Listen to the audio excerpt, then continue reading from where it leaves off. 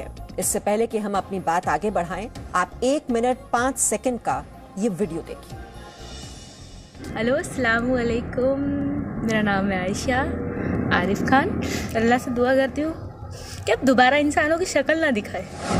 वो मासूम बच्ची पर जुल्म किया गया, वो तंग आ गई जहेज की लानत की जहेज का मुताले पर, उस आदमी के मारने और पीटने पर।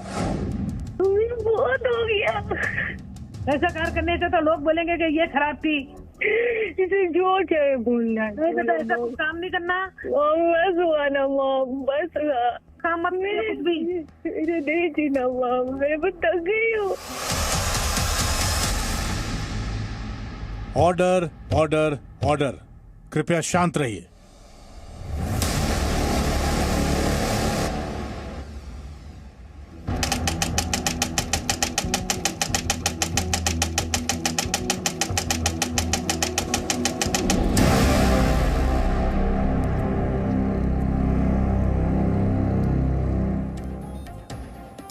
जो हुआ गलत हुआ, नहीं होना चाहिए था।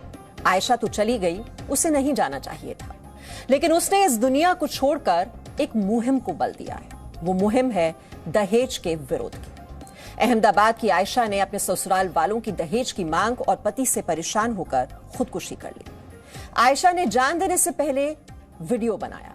इस वीडियो में वो मुस्कुरा रही थी और अपने दर्द को हंसकर दुनिया को बता रही थी। ये जानकर आपको आश्चर्य होगा कि आयशा के पति आरिफ ने उससे कहा था कि जाओ, जाकर मर जाओ और मरने से पहले वीडियो बनाकर मुझे भेज देना। आयशा ने वैसा ही किया। आरिफ को अब भी आयशा की मौत का अफसोस तक नहीं है। जी न्यूज ये मानता है कि खुदकुशी गलत है, लेकिन आयशा जिस मानसिक और शारीरिक प्रताड़ना से गुजर रही थी, उसके सामने कोई दूसरा विकल्प भी नहीं था।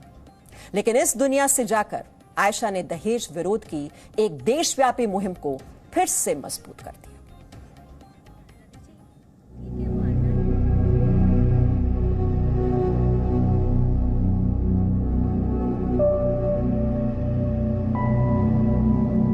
प्यार करते हैं आरिफ से, उसे परेशान थोड़ी ना करेंगे।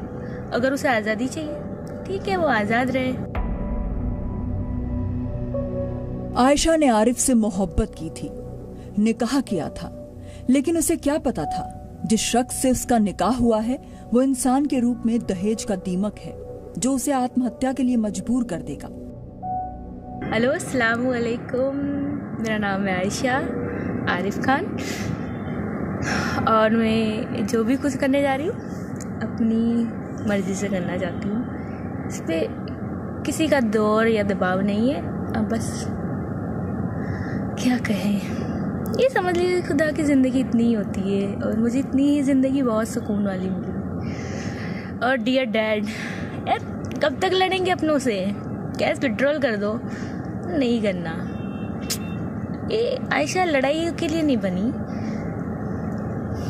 प्यार करते हैं आरिफ से, उसे परेशान थोड़ी ना करेंगे। अगर उसे आज़ादी चाहिए, ठीक है, वो आज़ाद रहे। आयशा तो चली गई, लेकिन आयशा के नाम पर एक बार फिर दहेज के खिलाफ मुहिम शुरू हो गई है। इस मुहिम में असदुद्दीन ओवैसी जैसे नेता भी शामिल हैं। कि अहमदाबाद में जो मुसलमान बच्ची का दर्दनाक दिलसोज वीडियो आया है जिसने खुदकुशी कर ली, मैं आप तमाम से अपील कर रहा हूं, चाहे आप कोई भी मजहब के हो, इस जहेज की लानत को खत्म करो। जहेज की लानत को खत्म करो। अगर तुम मर्द हो ना, तो बीवी पर जुल्म करना मर्दानगी नहीं है। बीवी पर को मारना मर्दानगी नहीं है। बीवी से पैसों का मुतालबा करना मर्दानगी नहीं है। तुम मर्द कहलाने के भी लायक नहीं होगा अगर तुम ऐसी हरकत करोगे। वो मासूम बच्ची पर जुल्म किया गया, वो तंग आ गई जहेज की लानत की जहेज का मुताले पर, उस आदमी के मारने और पीटने पर, और उसने इतना बड़ा इक़दाम कर लिया। शर्म आनी चाहिए उन घर वालों को जिन्होंने हमारी इस बेटी को मजबूर किया।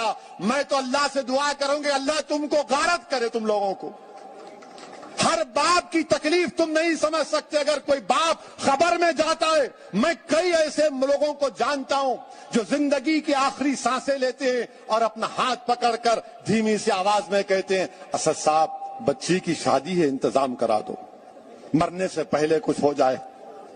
क्या हो रहा है इन लोगों को? कितने औरतों को तुम मारोगे? कैसे तुम मर्द हो जो बच्चियों को मार रहे हो, उनकी जानें ले रहे हो? क्या तुम में इंसानियत मर चुकी है?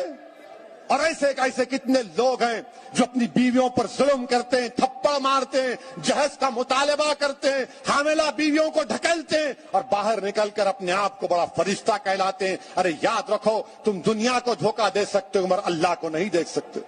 अल्लाह देख रहा है, अल्लाह समझ रहा है और अल्लाह जरूर मजलूम का साथ देगा। असदुद्दीन ओवैसी एक सियासतदान है, लेकिन दहेज के खिलाफ जंग की इस अपील में जरा सी भी सियासत नहीं है।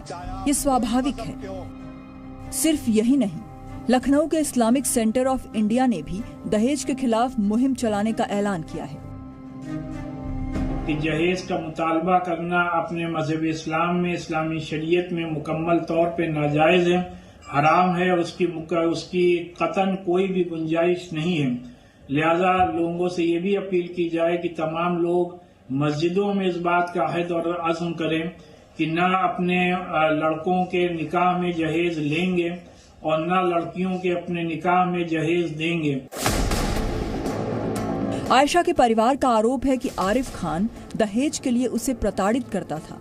आयशा की शादी साल 2018 में राजस्थान के जालौन में रहने वाले आरिफ खान से हुई। शादी के बाद से ही आरिफ दहेज के लिए आयशा को प्रताड़ित करने लगा, जिसकी शिकायत पहले भी पुलिस में की गई थी। तो लोग दाज दे रहे थे, 1.5 लाख रुपया मुझसे लिया और पैसे मांग रहे थे, तो मैंने 498 तो की हुई थी, डोमेस्टिक भी की हुई थी, लेकिन कोरोना के हिसाब से सब कुछ बंद था। तो फिर ये केस अभी तो कार्रवाई वकील तो कुछ कर नहीं सकता जब तक कोर्ट नहीं खुलेगी। तो इसने वो क्या है कि बात कर ली, तो इसने बात करी थी कि भाई वो लड़की एक्चुअली बहुत चाहती थी उसको, वो चाहती थी कि मेरा घर बन जाए और हम भी यही चाहते थे घर बन जाए। तो उसने मेरे अनजाने बिगड़ उसने वहाँ से निकली, उसको याद आई तो फोन पे बात कर ली। आत्महत्या करने से पहले आयशा ने मोबाइल से जो वीडियो रिकॉर्ड किया था वो उसने अपने पति को भी भेजा था और पति को वीडियो भेजने के बाद आयशा ने अपने मम्मी और पापा से फोन पर बात की थी। हाँ बेटा, कहाँ है? बस आ रही हूँ मैं। कहाँ पर रहेगी तू? रिवर फ्रंट पे आ रही हूँ मैं। आज मैं मोन्टू को भेजता हूँ। हेलो सोनो, हाँ मेरी बात सुन बेटा। अरे कुछ नहीं सुनना पप्पा। देख, गलत बात मत कर, ले अम्मी से बात कर। मुझे कुछ नहीं सुनना, मेरे को बस पानी में कूदने तक तो सो है। नहीं बेटा, ऐसा काम मत करना, बहुत हो गया। ऐसा कार करने से तो लोग बोलेंगे कि ये खराब थी। इसे जो चाहे भूलना। नहीं बेटा, ऐसा कुछ काम नहीं करना। बस हुआ ना मॉम, बस हुआ। मैं तो जा रहा हूँ। ऐसा कुछ नहीं है मेरे को। बस हुआ मॉम। हाँ तो ऐसा काम अपना करना ही नहीं ना, कुछ भी नहीं। आजादी चाहिए ना। बोलते तुम मरने जा रही, वीडियो बना के भेज देना ताकि मेरे को पुलिस में ले। मैंने ठीक है, मैंने वीडियो दे दी उसको। हाँ ठीक है, मैं मरने जा रही, तुम्हारे में कोई नहीं आएगा। ऐसा करना ही मत कुछ भी। वीडियो भेज दी, अब मैं मरना चाहती हूँ। जब पापा कल जालौर जाते। नहीं पापा, लेट हो गया, पापा लेट हो गया।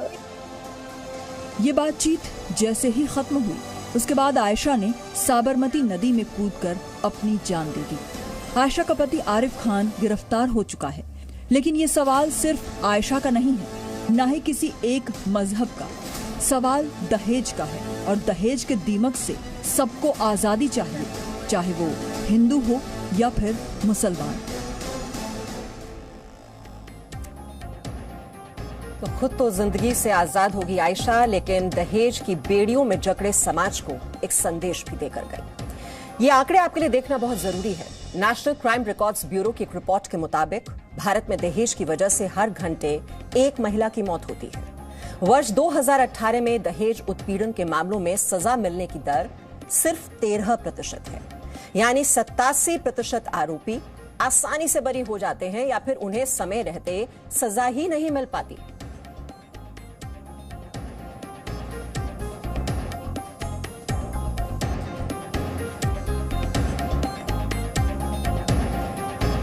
Presenting V News app, available on Google Play and App Store. Download it now.